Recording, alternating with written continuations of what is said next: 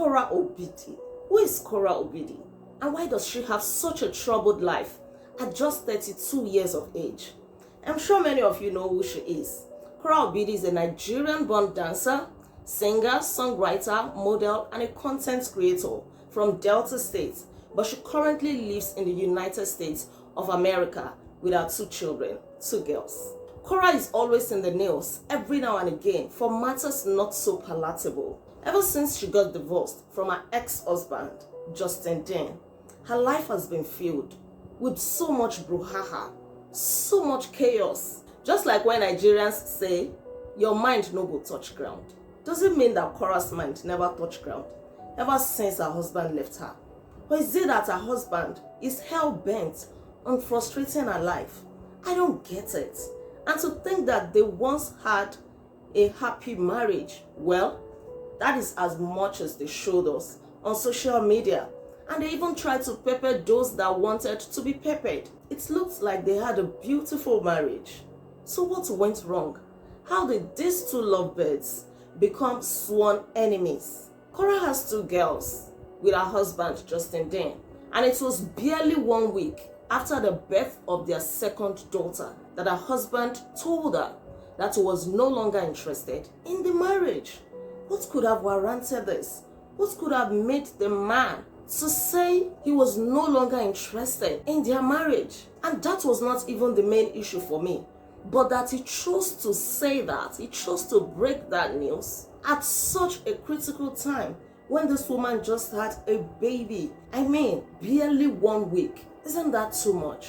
What could be the matter? What could she have done? The guy has come out on a few occasions to say that Korra cheated on him. First, he said Korra was a chronic cheat, but then he came out to say that he was sorry, that she wasn't actually a chronic cheat, even though she cheated on him at the start of their relationship, but that he has forgiven her. The comments that I made about Korra being a chronic cheater were inaccurate to my knowledge. She cheated at the beginning of the relationship. It caused a rift. I have forgiven her and we have tried to move on. All the comments about these children not being mine are absolutely false. These are my children. I love them. And all other statements that I made in that post are accurate and correct. Okay, so you are forgiving her. Then move on, sir. But no, it looks as if this guy is not moving on anytime soon.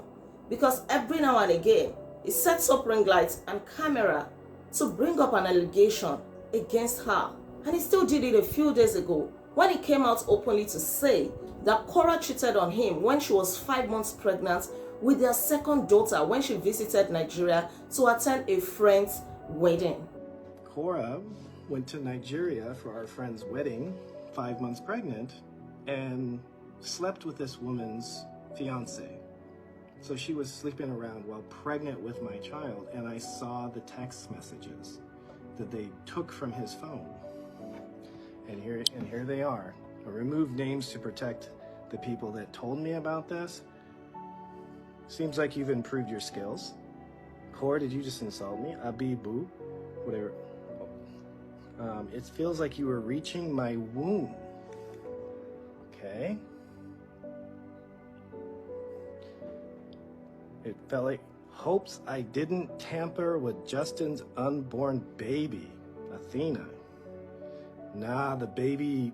And Korra has come out to deny that allegation, to say that it was simply a defamation of character and that her ex-husband was just trying to chase clout with her name, that anytime he sees that she's trending or that things are going well for her, he tries to look for something to bring her down. And that all the messages, the text messages or was it WhatsApp messages that the guy displayed were doctored. Mr. Korra Obidi is a desperado. When I had Athena, the whole blog was carried, oh, congratulations. Now then, Mr. Korra Obidi won divorce. He cannot stand attention that is not on him. He is a Beyonce, the learn work for Mr. Korra Obidi. Beyonce, they learn what make una understand what's in the happen, because this is 2 years down the line. 2 years, and I'm still talking, because the only way Mr. Korra Obidi can stay relevant is to call Korra Obidi's name and defame Korra Obidi. Can you kindly come out with the person who told you her fiancé and I had intercourse while I was pregnant? If not, you are defaming me. Why would you want to do that? Why is it doing that? Their divorce have been so messy from the beginning. They got married in 2017 and got divorced in 2022. And things are still messy between them up till today. The guy demanded spousal support when they first had this divorce. You know, they've had series of court cases of battles and everything, which I think is too much for any lady to go through, coupled with the fact that she still has to take care of 2 children alone. Why are they having it so messy? It is really draining, right? Having to set up ring lights and camera to either accuse your ex-spouse or to defend their accusation, which is what has been going on. The guy will come out, he will throw something out there, and then she also will come out to defend it. They've been having this back and forth of this negative drama. The other day, she went to London and she was on IG Live when she got attacked. She claimed that somebody tried to attack her with a knife and an acid. Oh my God, it scared me.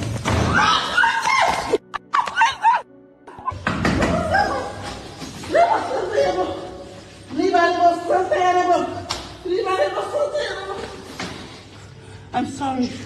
Whatever I did to you, I'm sorry. Even though she later came out to say it wasn't really an acid, because people were also questioning it. That, auntie, are you sure that is an acid?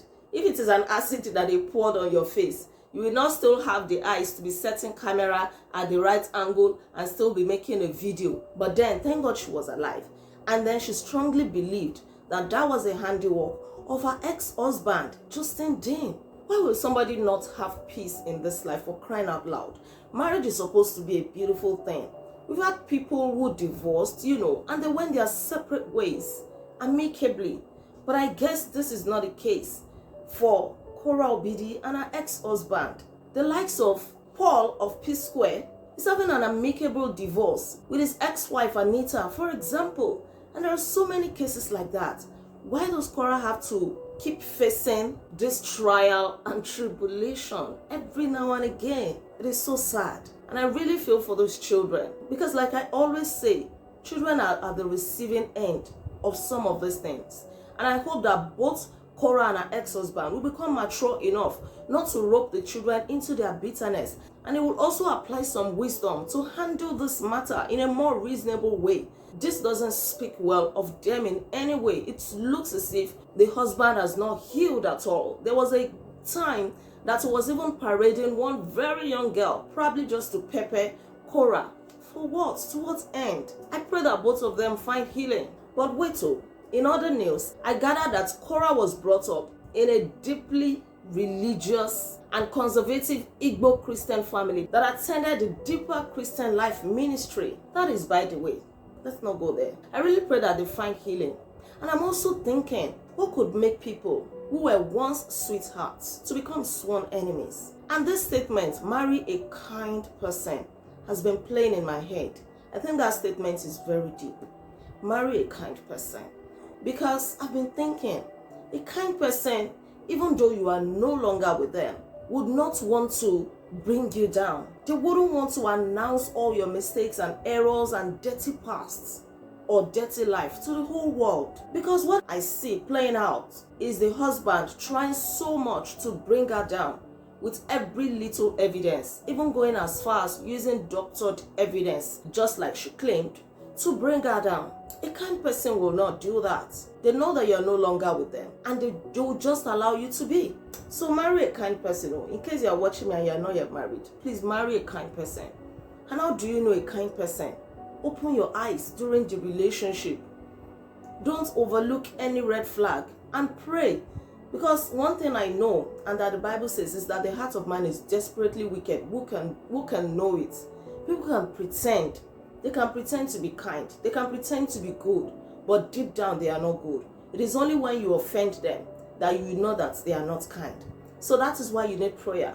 Because God knows the intent of a man's heart, no matter how much he or she tries to pretend. This attitude of, if I can't have her, I will destroy her. If I can't have him, I will pull him down. It's far from a kind person. If a kind person sees that he or she cannot have you, he or she lets you go. It is well, oh.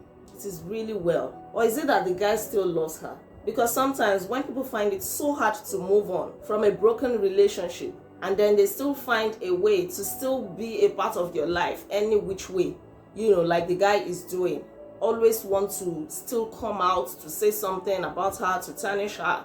Fine, she too, she may have made some mistakes. But like I said, a kind person would not even want to help you to spread everything in the open. They will just move on and leave you to your fate. If the guy still likes her, he should come out. But I know that it is not easy. Ego and pride will always get in the way. I pray that both of them will find healing. I pray that they will really overcome this. And I pray that people will always get it right in marriage, because marriage is supposed to be beautiful. That is the way God designed it. It is not supposed to bring us pain. It is not supposed to make us cry every now and then. Brouhaha, drama. Oh, it is well. Thank you so much for watching. Please don't forget to give this video a thumbs up. Feel free to share your thoughts in the comment below. And please subscribe to my channel in case you are yet to subscribe. Thank you very much. I'll come your way again, God willing, with another insightful video. Until then, be intentional.